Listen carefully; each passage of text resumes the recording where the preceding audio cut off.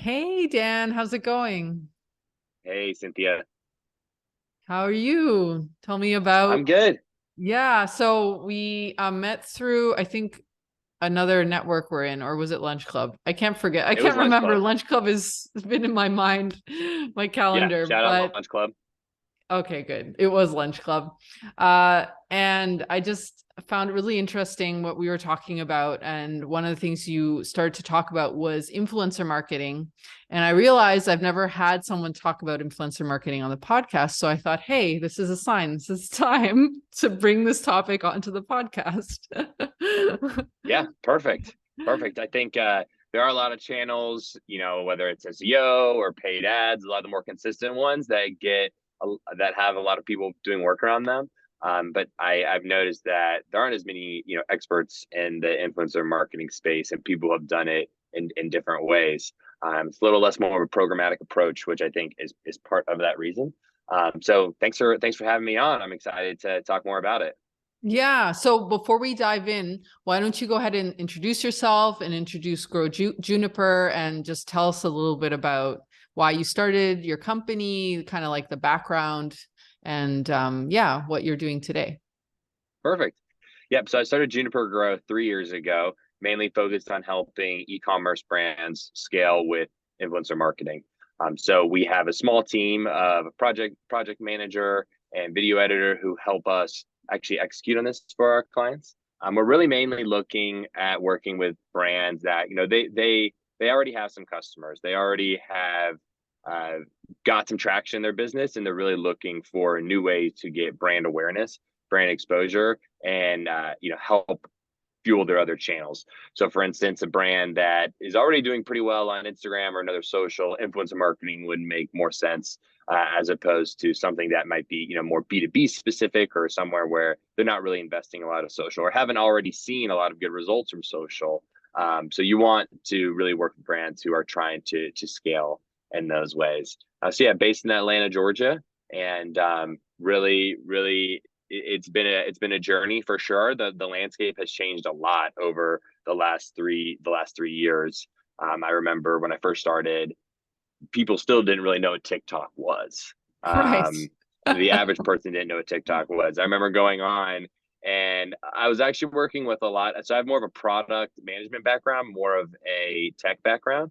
And Right. so I was first looking up, and like Microsoft didn't have a TikTok account. That's insane. Like like Salesforce didn't have a TikTok account. So Right. some of my initial strategies were like, okay, this is this huge opportunity here. And so let me, help them actually launch those. And so we have done some things of actually managing organic pages, but I would much rather work with someone who already has a page that they're running and they're solely just relying on influencers to help bring traction and eyes to that and find easier ways to work with creators.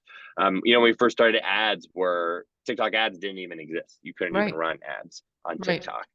The concept of user generated content really certainly did not have the tenacity that it has today, where it's almost annoying in some marketing circles. And so that's been a shift in the business too, right? It's okay, how can we get people to create content that the brands can actually have access to and then leverage for their own organic profiles or also for ads as well? And so now, looking ahead, there's other things that are changing too. Whitelisting is becoming a much bigger thing in this space. So that's basically leveraging someone else's, an influencer's audience to run ads through their page, Right. and that's just taking things to a different level as well. So yeah, it's been an exciting time. I've had the opportunity to work with a lot of brands, a lot of different content creators, and really learn a lot about the space as things have gone on. Yeah, I feel like I've had a lot of clients, or even just in my audience, I think there's a lot of people who understand that influencers and influencer marketing is powerful, but they don't really know how to like plug into that. So if you could just like break it down like in the simplest words, maybe when you're talking to someone who's never heard of it, like your grandma or something, like Right. how would you describe like influencer marketing, and how do you feel it specifically works for like a small business that, like you said, has an audience, like they're growing, but they just want to plug into this type of marketing as well? Yeah. So if I was talking to my grandma, I would use an example that she already knows about, right? Tiger Woods is an influencer for Nike, or was an influencer for Nike. Right. This is not a new concept. It's actually something that's been going on for over 100 years. The first sports promotion was on a baseball card in the early 1900s. And so this is something that's always gone on, but there's just these new platforms, these new channels that it's being used in a different way. So I would kind of, treat it as a baseline in that way. And so, and then ask, okay, why would Nike want to invest in Tiger Woods? Well, he gets on TV more, and so more people see the Nike brand. Right. So exact same concept here, right? Is that as people are growing, another thing to think about too is that growth aspect of it, right? You want to get someone, you want to work with partners who are earlier in their career, right? You're going to get more value out of them. They're going to be more fun to work with. I always like to tell brands, but we want to work with someone who it's not their first campaign, but it's not their 30th campaign either, right? We really want to try to work with Right. people kind of in those early stages, which is a hard balance. It's a hard balance to find, and it's become even harder as the years have gone on and people have done more brand deals and partnered with more brands in different ways. Yeah. So yeah, Yeah. so that's how I would, I guess, simply describe it. I love that. Yeah, and the truth is like humans buy from other humans. Like um we relate to other people we see online or whatever platform you're on, and that's where we build that connection. And I feel like influencer marketing, that's what it is. It's like you see someone else's life, right? You see them living just like you, like they have lunch, they buy stuff or they don't, or they have opinions. And that's that connection that then links to a product or a service or whatever.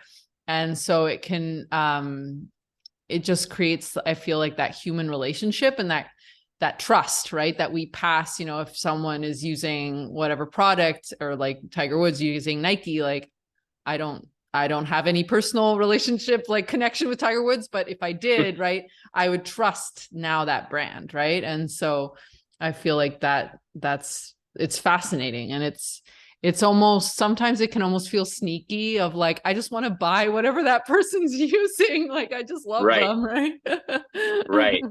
Yeah, and that trust is interesting. And that's kind of where, the term influencer is Right, people with influence. right, So, kind of tip number one is don't work with people that don't have influence. If you're right. looking at their page and they call them, no, it doesn't matter what they call themselves, Mm-hmm. but see if they actually are influenced by people. How can you see if someone's influenced by someone? So, sub tip 1A, right? Look at their comments. If people are not commenting on their videos, no one is listening, and Right. they don't have they're not actually true experts in the field. Now, sometimes you could say, one of the times that can be tricky is it's also important to work with people that are across different channels. And so maybe they don't have a lot of comments on their TikTok account, but they have a 30,000 person email list. Right. And so sometimes it can be hard to get to that point. So I wouldn't say necessarily like writing those people off altogether. And we'll talk a little bit more about what are some good list building strategies and some more tactical ways for people to actually do outreach. But that's one of the things I think is really important, is understanding, do they have trust in your space? Have you heard one of your customers talk about them before? Are your customers interacting with them in other ways? I think is something that is really important for brands to look into and think about, just because it's harder. It's harder than you think, right? There's a lot of girls and Noise. guys working out at gyms right now, but not all of them people are actually interested in what they have to say and have Yeah. actually gained trust in that. So yeah, so really focus on people who have an influence over an audience.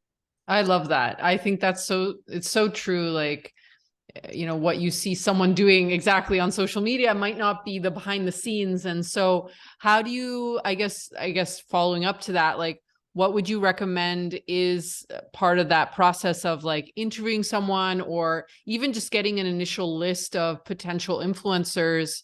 How do you recommend clients get started with that? So it's a lot about volume. It's a very volume focused game. So one of the issues I hear people say, yeah, we've reached out to influencers before, but it didn't really work. And then I'll ask them a little bit more about it. And they say, well, we sent a DM to 20 people Right. and no one responded. Well, yeah, they get a lot of DMs.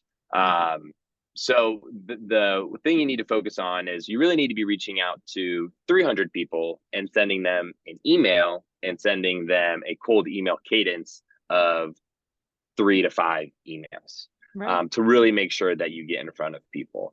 And so that's really where most people falter in the process, is actually doing the outbound, actually putting in the time initially to do that. And so, to my point before, the person who they have a TikTok account, it's large, but doesn't look like they're getting great engagement, go ahead and add them to that list. And then once they respond and you can hear a little bit more from them, then you can figure out, okay, they don't necessarily make the cut.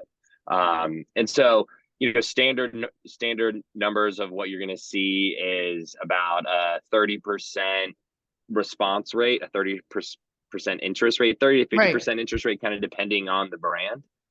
So let's just say you only reach out to 100 people, right? So 100 people, 30. So if we got, say it was a good campaign, 50 people responded, then they're going to give you their quotes back. Out of those quotes, probably half of them are not going to be in your budget, or they're going to fall off the radar, or you're going to do that additional research into them and feel like they're not necessarily a good fit. Right. Okay, so now we're down to 25. And out of those 25, now there will be additional people that fall off out of the process. You want to send them, you send them product and actually get a video too. So long story short, if you were to get about a 5% video conversion rate, so we reach out to 100 people and 5 of them do a video for us, that's great. That's actually really good. And it's standard with other cold email approaches or other cold outbound approaches and how you would be able to work with people. It's a little bit higher because you have a better thing to provide them, right? We are interested in paying you for this. We want to send you a free product. Tip number 2, saying, what is your address? What is the best address to send a product to is the most effective call to action I've seen on any of our emails. So instead of saying, are you interested? Are you saying, can we set up a call? Those things are fine, and they work decently well, but actually saying, where can we send this to you, right? And I think being ready to send product out is going to be important also. That's another thing that when looking at the businesses that do best at this, it's usually people where the average product cost is like $20 to $100, $150. So on the smaller scale, I worked with a CBD company one time, and they just sent one CBD pill out to people. Right. And they got it, and they're like, okay. And the other side worked with a high-end children's furniture company, and they have a $500 play set, right? So they can't just send those out to people. So when you're kind of figuring out what's going to be a good fit for your business, I think that's an important thing too, is understanding kind of how that works. And it's actually probably less about the cost of the product and more about the margins that you have on that. So if you're making 90% margin on that $500 product, then you're probably going to be a little bit more inclined than someone who has much higher margins even on a lower cost product. So really focusing on that outbound is important in making sure you get a lot of things. Next, I would say it's building a relationship with folks. Stop treating them like they're a Facebook ad. Right. They're not a Facebook ad. I know your business has been running Facebook ads for 4 years. You have phenomenal ROAS, and that's how you're used to doing things. This is not easy. This is not just, we're going to set up an ad and the next day we're going to check it. And so you have to build a relationship with them in a way that they're going to want to continue to work with you. If you work with someone and they only do one post, that's not really the goal. You really want to do a lot of posts with someone. Tiger Woods, back to how I explained to grandma, if Tiger Woods showed up to one golf event wearing a Nike shirt and then he never showed up again, no one would know that Tiger Woods was ever sponsored by Nike, right? So that's the thing that's really important too, is you're going to need to have long and consistent things with people. You want them to really love your brand. It's going to benefit brands in a way too, because that's also when, maybe the contract was one YouTube video and one Instagram post, but if they like you more and they're out using your product, that's when you get another Instagram story out of it, someone, talking about it, right? When they don't necessarily feel like they have to. And that can be difficult, right? It doesn't happen all the time. But you want people to really naturally, when they see someone asking a question about who's the best in your competitive space, you want that influencer or that content creator to speak on your behalf and say, you should go check out this brand. Yeah. And I think that also it reminds me a lot about SEO too. It's like you're doing all this upfront work because this relationship isn't just the next 6 months or even 12 months. It's the next 5 years, the next 10 years of your brand, because someone could keep mentioning you years and years after. And when you think about it that way, oh, okay, so there's this upfront, whatever cost. And so some of the, the campaigns, this is paid, but that relationship keeps giving back when it's nurtured and when there's that connection again. Yep. I think it's very similar to SEO. There's actually even some SEO components of it. So Yeah. for instance, when someone searches your brand on Google, what's one of the first things that comes up? YouTube. Right. So if you have a YouTube video, it actually does help your SEO. Yeah. And I think TikTok is getting into that a little bit more. There's some of it. I mean, in some ways, all these platforms just are another version of a search engine. Yeah. So you want to have your name out there even more, but it is definitely similar to that way, and that you can't just, if someone says we want to test SEO for a month, it's not a good fit. You're just not ready for this. And I know you've probably heard your fair share of people say that. And so, and so that's one of the things too, is that does help to have someone like primed on what the channels. I think that no matter what advertising channel someone's trying to work with an agency on, they need to kind of have an idea and like realistic expectations of what the results are going to be. Yeah. And I tell people, it just complements these more shorter term strategies, because ads, like, you stop running the ad, it's done. Like there's no like ongoing thing. It's not evergreen. It's not. Yeah. And so with SEO and influencer, it's like that, it just keeps sustaining. And most of the client, in terms of SEO, but it feels very similar, is like you write a blog post and it's bringing you leads that, you wrote that 5 years ago. Like that's kind of cool, right? It can feel really nice. And it complements other things that just are more unstable, or like other parts of marketing that can feel more like up and down and like all over the place. Right. So that relationship can feel, and it's just nice to also, it could like bring back feedback for your product too. It could bring innovation, right? Because maybe these influencers say, hey, like I was using it like this, but like, what if we present it like this? And so it's almost like this, it can be this nice synergy, which again, not all parts of your audience are going to give you that feedback, right? You have this opportunity to work with someone in this close way. That's so true. I tell people a lot, your best creators are going to be your best customers. Right. They will truly believe in the product, and are willing to give feedback on things too. Sometimes, remember, I worked with some early scale brands, and like we would have creators do their first reviews, right? So like their actual first reviews on the website. It's okay, well, we know this person has the product, right? And if they like it, then we can ask them to leave a review for us. And I think that's something that was really helpful.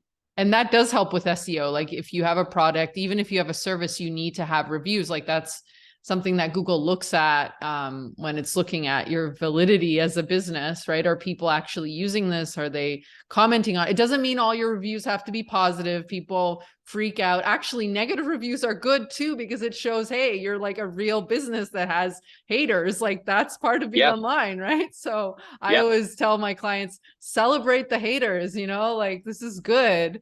So anyway, I think it's nice to work with someone so closely. So how would you say, because I feel like this all sounds really exciting, but maybe for some people listening, it's hard to measure or track not just results, but also like the metrics with the emails and everything. Like, how do you, with your clients, like just track both the actual tasks, but also the results and the return on the work they're doing with their influencers? Yeah. So the biggest thing you're going to be getting out of this is brand awareness. And so what are some ways that you can break down brand awareness, right? So social followers is another sub metric that you want to see, right? How are people growing from that? An increase in organic search. You should be seeing an increase in organic search, just like when you invest in the other typical other advertising channels, you want to see an increase in organic search too. So really looking at those levels. The hard thing is those don't necessarily relate to a revenue increase sometimes. Right. And so when you see an order come through and it says they came through from Google, unless you have the right attribution questions afterward, they're not going to say, oh, it's because I solved it from this person. So that's why you kind of have to look at those metrics just generally increasing. And then from the other side of things, the difference in, one of the differences between content creators and affiliates, they're very similar. Biggest difference is a content creator is going to be more focused on creating good content that people want to enjoy. An affiliate is going to be more focused on driving traffic to a link. People who have the funnels and things and are ready to drive people to a link. And so it's important, if you work with someone who has never pushed a code before, or that's not really their style, or maybe they just simply feel uncomfortable doing it, that's okay. But you're not going to necessarily see you have to have lower expectations for them, as opposed to someone who has a large email list and they know how to highlight a specific product and drive traffic to it that way. So you kind of have to look at it in some of those like different components. But yeah, so I would say focusing on what your brand awareness metrics are and then making sure that we're seeing a lift in that is one of the biggest things that we try to help people do. Also, ad creatives, you need to be testing a lot of different ads. If you are running Facebook ads or any meta ads or TikTok ads, meta ads have just been more effective despite not being very effective recently. And so how many more creatives are you adding to your creative stack of different options that you're testing, different ad groups that you're able to put these into, is something that's really, really important as well. So that's kind of how I would look at it. Also really depends on channel, right? You're going to see a lot more link clicks from a YouTube post as opposed to from an Instagram post, and even less from a TikTok post. So that's one of the things I think is really important too, is, having the right expectations for each post and that relationship with that person. So it sounds like per influencer and per project, you can kind of change a little bit what you would consider success based off the influencer, based off the campaign, and then just measure against that. Yeah. So I worked with a company and they had a more analytical approach to it that was more focused on CPMs. And they also had a realistic approach on the CPMs. They said, we want our CPMs for influencers to be between $30 and $70. Right. This isn't, which would be absurd for a Facebook ad, but you have to put it at a premium because you understand that the content is better. It's going to be able to live on for longer. And so that's one of the more tactical ways that I think you can do it too, is, okay, what are how many followers do they have? What are their engagements like on a typical post? And then you can estimate the number of impressions that you're going to be able to get from that. Right. So I really like that approach. It's sometimes can be difficult to be that analytical with brands that are not that analytical naturally. Right. So that is one like more refined way to do it. And it's also a way for you to look at comparisons to the other channels that you have running, right? Okay, we're getting these CPMs from this channel. How are we comparing it to this channel? So that you can understand which one you want to invest more into and which ones you want to shut down. Right. Yeah. And I mean, the reason I asked that is that I think what I've seen with a lot of clients is like, they get influencer marketing is important, but they're not really looking at result. Like they're looking at revenue. Maybe they're looking at, okay, did our revenue spike, when we use this influencer? But I feel like you need to be sometimes more focused on not just like we were saying before, it's like, it's not always revenue, because revenue can fluctuate in different ways. And maybe that influencer, maybe they share something, but it goes viral 6 months later. I don't know. Like, it's like you have to be really clear of like what's the success this month with this, and then like long term, you know, how am I continuing to run success, and just keeping an eye on campaigns that are like on YouTube, because YouTube has SEO too. Like videos are searched on years and years for years, right? So something they share again this today could be, you know, more popular in 6 months. I don't know. And I feel like everybody's in a rush sometimes, and it's like, give it some time, you know, like let it sit there and like, yeah, everyone wants to always see, you know, immediate returns on things. And that's why it's like, I never used the V word viral, because you can't promise that for anyone, right? You can't do that. And you can have the goal of having things go viral and having things pick up. Especially, you know, I could pretty much guarantee a viral video at the early stages of TikTok. The algorithm was just more simple. There was there's more users on it with not enough content. Right. And so you could kind of predict what was going to get the amount of views that you wanted. And now there's just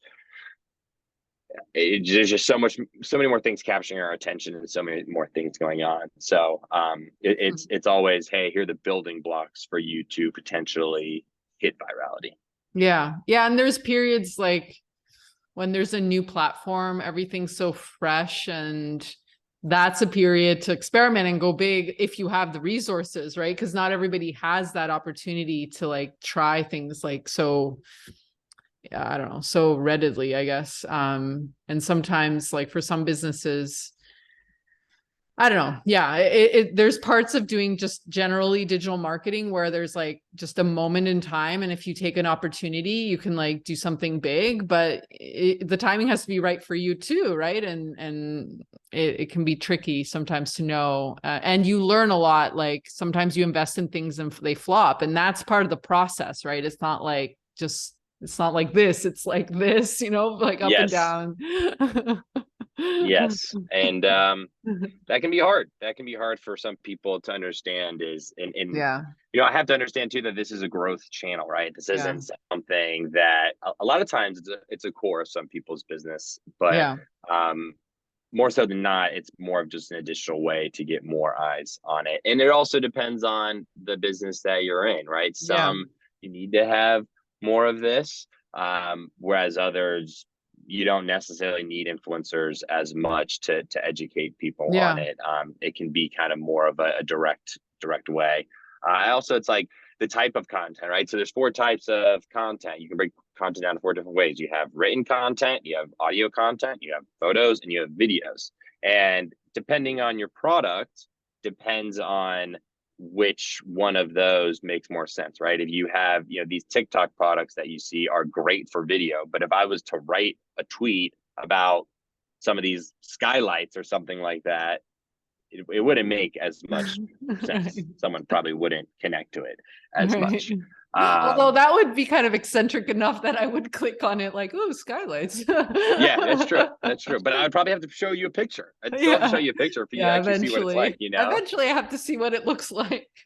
Right. Whereas if my product is a book, and yeah, sure, it'd be great to have a video of, hey, here's the book, but what's the part of that that's the benefit of it? Me talking over it, saying that these are the benefits of the book, these are the things I like about the book. Or if I was just to do a written review about it, then that could be effective too. So you know, I think sometimes people are just like, oh no, you know,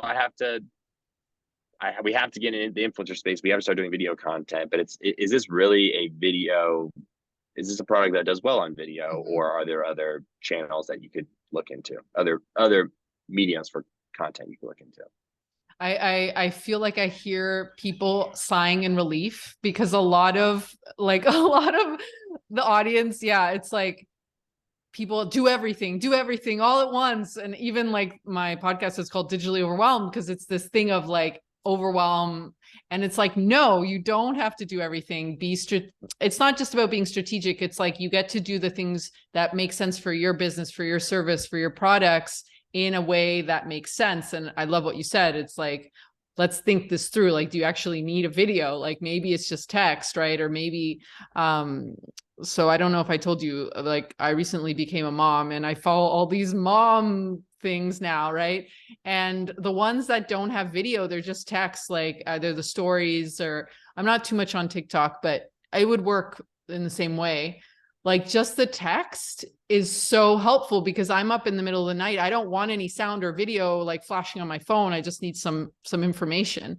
And Yep. so yeah, it's like there's the trend and there's like what you see people doing and what looks cool, like people dancing or whatever, jumping up. And it's like, okay, but is that actually what your audience needs, right? Maybe they don't need Yeah. that. And for the even smaller businesses, Yeah. for people out there who are a one woman, one man shop, Mm-hmm. if you are a bad writer, then writing is probably not going to be the right medium for you to start doing things on. And this is more of like just kind of core channels.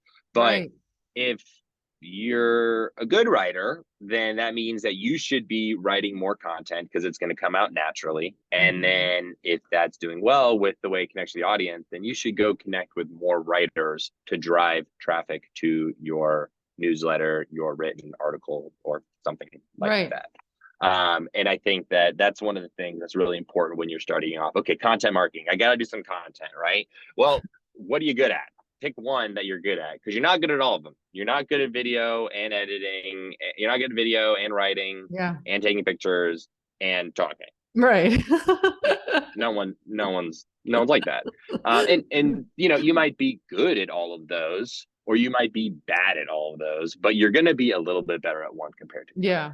other. And so I think that's something that people need to really look in themselves and figure out. It's like when people start their one of my biggest pet peeves is like, okay, we're starting a company. Well, we need to set up our Instagram account. We need to set up a Twitter account. We need to set up a LinkedIn account. We need to set up a TikTok account. We need to set up a Facebook account. We need to start a Discord channel, right? All of these things. It's like, it's just way too much. It's way too much. And you really want people to be focused on a specific space. And it's also really important on what your customers are, right? So if you have a B2B company, a LinkedIn is going to make a lot more sense. Then you're just not going to drive as much on an Instagram or a more social channel. Whereas the opposite, if you have a more, if you say, okay, my product does well on video, so that means I need to let me launch on Instagram, and if we do well on Instagram, then we could set up an additional TikTok too, Yeah. or then once those two do well, okay, now let's look into how we can grow into YouTube, and so that and then so you focus on those three channels for a year, and then now, all right, well, Twitter's kind of growing. We have all of this information that people have already kind of talked about us, and you could just repurpose that, bring in an agency to do something for you, hire a freelancer to kind of help some things with it, have someone on your team who needs to have some additional responsibilities, have them start doing those types of things and start testing it out. So yeah, I just think it's funny when it's like starting out and then they have all of their like handles or whatever on it. And I get, okay, we want to have this handle so that we have access to it in the future. That is smart. But putting a link to an Instagram page that has 0 posts on it onto your website, that is not smart. Right. So just think about those in those different ways and make sure that you're being realistic with what you're doing. Yeah. Because we've all seen those websites where you can't buy anything, but you can go to their social pages. No, I wish I would have heard that when I started my business. Cause yeah, I felt like I feel like what happens is like, yeah, I want to do this, that, and this and that. And then they don't do anything. Like I've had people come to me and they're like, oh, I need to work on my SEO or whatever. And they're just so overwhelmed that they're not able to take action on anything. And that can happen at different levels, like when you're starting, but it can also happen when you're scaling because you are just bombarded by everything. So, but anyway, that's why I have this podcast, because I just want to remind people, like, you get to feel calm, and it's not that it doesn't feel scary sometimes, like you're never taking risks or anything, but it's like you get to feel like you can sleep at night, and like it can feel good, and like you can feel on board with whatever you're investing in next, whether it's paid or organic or whatever. And it can feel like I love what you're saying, like just kind of like building blocks, like you've got this, now it's next, and now it's next. And so it can feel more like, okay, this is okay. Right. Right. I can Right. breathe. And yes, yes. But it's hard to find that first block, right? And so Yeah. I can understand, it is a very overwhelming space in figuring out Yeah. what all needs to be done. I mean, my biggest thing on this overwhelm thing is do paid marketing last. Do Huh. not. I was looking at a brand today Yeah. and it was a new brand I'd never seen before. I had a Facebook ad. I clicked it and their website is terrible. Their product doesn't has zero reviews, right? It's like, man, like if you can't get people to use this in an organic fashion, then just paying to get people to use it is not going to work. And so there's just it just the Facebook engine was so good for so long that it actually did make sense, right? Okay, Yeah. I want to, I can buy 100 of these for $5. I run the Facebook ad machine, and then it's I'll sell it for $20, and Right. I'll pay $5 on an ad, and so I just made $10 on each thing. Boom, I Yeah. just made whatever, $1,000 bucks. And so I can, and so sometimes I'll work with people that still have that 2018 e-commerce mindset, and it can be very frustrating, incredibly frustrating, because they're focused more on like hiding behind these digital walls as opposed to actually going out and getting in front of people. So yeah. Yeah. No, I love that you said that. Oh my God. I feel like there is this like rig the system mentality. But the thing is, there's a lot of marketers that sell that, right? So that's what Right. it's just like the dark side versus the light side or whatever. Like there's just different ways of thinking. And hey, maybe that does work for some people. But if you're going to build a sustainable brand that, I don't know, that you want to really help people with and not trick them to buying something or whatever, you have to do more than that, right? Like it doesn't work unless you want to Yeah. be creating new brands all the time. I don't know, like there's people who sell those kind of schemes, but that's not what we do. So, and that's why we exist too, like to bring out that overwhelm, because for when it's your business, it happens to me too. When it's like yours, you feel just so attached to it. And so when you have like a marketer like you, like, look, you do it this way, it just simplifies, like, oh, okay, it's not that bad. Like there's a system, there's a step-by-step process. I'm following it. And there's like, just, I'm connecting with humans on the other side who are interested in buying what I have. And that's it. Right. So it doesn't have to be complicated. Yep. Yep. I agree. Oh, so good. Thanks, Dan. Yeah. Yeah, definitely. So yeah, go ahead. You talked about maybe doing kind of an example of Oh yeah, a yeah. Why customer, don't and you, tell me a little bit of a campaign that you would say is, it doesn't have to be your best, but just something that you feel would be helpful for people listening to like get a sense of what it's like to do influencer marketing. yeah. So one of the things I guess kind of my last point is that influencer marketing does best in broad niches. So because that's where there's more influencers in it. So one example is organic farming. I worked organic home farming. I worked with a all natural soil company, and so they needed to specifically work with people who care about having an all organic approach to growing crops and things like that. And not growing crops, I'm sorry, growing plants in their backyard, not crops, because Well, mini it was more crops, of a smaller maybe. scale. Yeah, yeah, mini crops, sure. um and so that was a really interesting space because they didn't have a lot of competitors necessarily, but there are a lot of people on Instagram, on TikTok, talking about organic farming. Hey, Right, here are ways that you can, they're already doing it themselves, right? Kind of maybe right, started as a hobby and then it grew into that. right. And so that also, one of the things that was really successful about that too is that the harvest season is really just at the beginning of the year. So they were really concentrated on, okay, we need to start educating people about this. This is when it's extremely important. Um, and and did my internet drop here? No, I still hear you. Oh no, do you not hear me? Hold on a second. Here we go. Can you hear me now? Yeah, you didn't cut out on my side. Okay. So going back, the fact that it was an isolated time period was really good. So I've worked with other brands before where they just needed to, they rely on Q4 heavily. And so getting a lot of content and getting in front of a lot of people around Q4 is really important.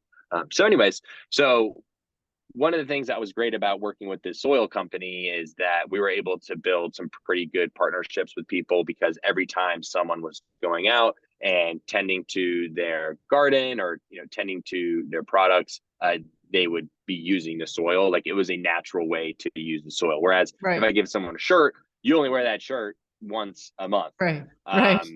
If you're me, maybe you wear it even less than that. Wear it at night with your pajamas, and you don't want anybody to see it. Sorry. Yeah, you could. Hey, that would be a great influencer, right? Someone who's wearing your shirt to bed, and so that's actually kind of going off that, right? Like, if you have a sleep focused brand, then this influencer marketing could be more helpful, right? I have never worked with a sleep influencer before, but there are people out there, I'm sure, who give advice on how to get better sleep, right? And so those are the types of ones you want to work with. Whereas just a general health coach who doesn't only talk about sleep might not be as effective as someone who is more, intense in this broad niche.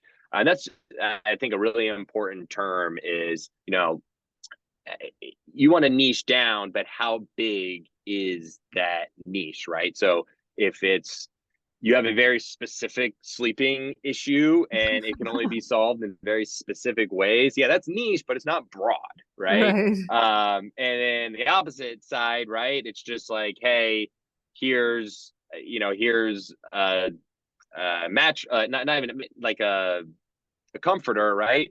Because everyone sleeps. Well, just sleep is too broad. And you could, I like kind of breaking down different examples, and in that way. No, it's helpful. No, it's good. And I love these little strategies. Well, like little bits of tips and things, because it's a lot of things that people don't even think about, and they're just kind of like diving in, and they're not considering like, what's the type of influencer I want. And I'm sure there's exceptions to the rules, right, too, but it can be helpful to guide people. That's cool. So your soil client, they were able to, just really have people in the act of planting, basically. And that's like a very active, and it's a beautiful thing that can be seen, right? So I can see that being like working really well. Yeah, and it really helped grow. Their biggest results was in growing their Instagram following and then having content to run ads. So they had like a smaller Instagram that they were doing just more like graphics on. They weren't getting a lot of people on there, and they were running ads that were good, but they could have also used, this is really when kind of UGC stuff started taking off. And so now here's UGC ads that people would be able to utilize. So those are really where they saw the biggest growth drivers, was in actually just getting the content. And so, okay, now we have this repository of content for us to be able to lean back on. Yeah, it's fascinating, because I feel like when it's a product or something where, I don't know, like just something intimate about someone's life, there could be some influencer, well, that could be really spicy. Like that could be really interesting. Like someone who has, I don't know, like low libido or something. And so they're sharing that as their story. Like that could be really interesting, but it could be also hard, versus something that's more boring, like buying a car or something, like anything cars, like. But I've seen influencer. I actually recently saw an influencer that I really like, and she had a paid ad, like she had some partnership with a car dealership, and how it was easy to buy the car or whatever. And I was like, that's fascinating. Like I kind of appreciated that, because it kind of came out of left field, but it was still kind of helpful. I was like, if I lived in, I don't live where she lives. So I was like, I would probably go check out that dealership, because I trust her. So anyway, I guess for your work, that's part of the beauty of it, is like finding that right fit on both sides. And sometimes it's not like the logic of it. It's like just the vibe of the both brands coming together, right? And working together. Yes, Totally. That's a component of every partnership. Yeah. Awesome. Oh, this is so good. So much like useful information. My head is buzzing a little bit. So tell us a little bit more where people can find out more about Juniper Growth and hang out with you, or yeah, like just get to know you a little more. Yeah, so have been a lot more active on Twitter. So you can follow me at it's Dan Staub. So it's ITSA Dan Staub, DANSTAUB. So Twitter's a good place to find me. Also LinkedIn, Dan Staub. And then our website is www.growjuniper.com. So those would be kind of the best ways to keep up with me. Very accessible. I like to get on a text basis with people because if you're right in front of me, then that's the easiest way for me to reach out to you, text or email. So yeah, and if anyone reaches out to you directly, feel free to connect us, and I'd be happy to help. Yeah, I'm going to include the links in the show notes. Yeah, now I have like an influencer marketing person to send people in that direction. Yeah, and I actually really enjoy working with people who aren't ready for influencer marketing, and working with them, meaning getting on a 30-minute phone call and explaining to them why this isn't a good fit for them yet, and Right. why they will eventually get to that. Yeah. And SEO is probably very similar, right? People think, oh, I gotta have SEO, and it's like, it's more of a adding Mhm. fuel to the fire that's already growing. Yeah. And so it's fun just to educate people also, and kind of give some tangible tips. So don't feel like every call is going to necessarily turn into a paid relationship. Just Yeah. want to talk to people and help.